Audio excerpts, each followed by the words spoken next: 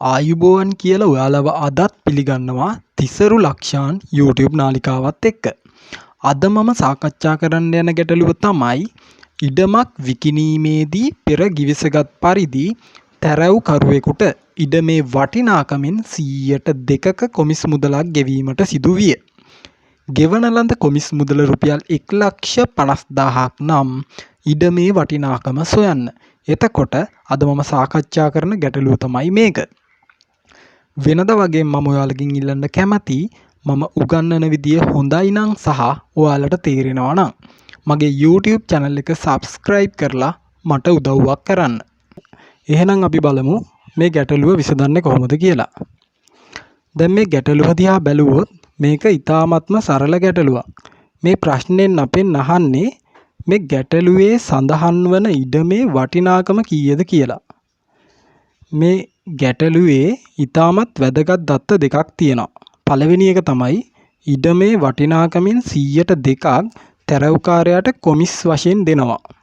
දෙවෙනි වැදගත් කරුණ තමයි තැරැව්කාරයාට ගෙවන ලද කොමිස් මුදල රුපියල් 1,50,000යි කියලා. දැන් එතකොට මේ ගැටලුවේ තියෙන දත්ත භාවිතා කරලා අපිට පළවෙනි වාක්‍ය මේ විදිහට ලියන්න පුළුවන්. ඒ තමයි තැරැව්කරුට ගෙවන කොමිස් මුදල සමානයි ඉඩමේ වටිනාකම ගුණ කිරීම 100ට 2. එතකොට ඕක තමයි අපේ පළවෙනි වාක්‍ය. දැන් එතකොට මේ ගැටලුවේම කියලා තියෙනවා තැරැව්කාරයාට රුපියල් 1,50,000ක කොමිස් මුදලක් දුන්නා කියලා.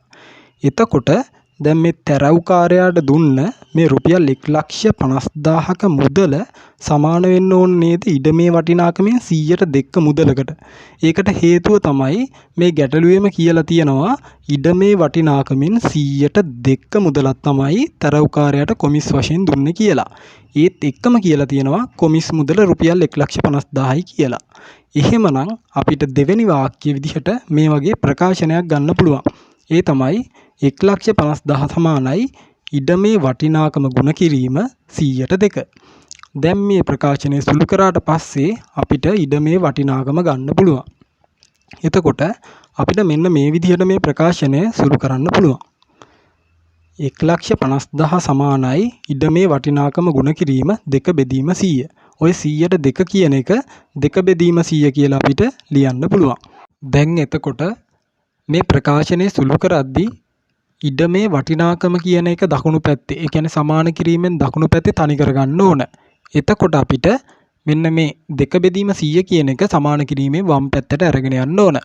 එහෙම අරගෙන ගියාට පස්සේ අපිට ප්‍රකාශනයක් හම්බෙනවා 1,50,000 ගුණ කිරීම 100 බෙදීම 2 සමානයි ඉඩමේ වටිනාකම. දැන් එතකොට මේක සුළු කරාට පස්සේ අපිට හම්බෙනවා ඉඩමේ වටිනාකම විදිහට ලක්ෂ 75යි කියලා. එතකොට රුපියල් ලක්ෂ 75ක් වෙනවා ඉඩමේ වටිනාකම. එතකොට මේ ගැටලුවට උත්තරේ තමයි රුපියල් ලක්ෂ 75.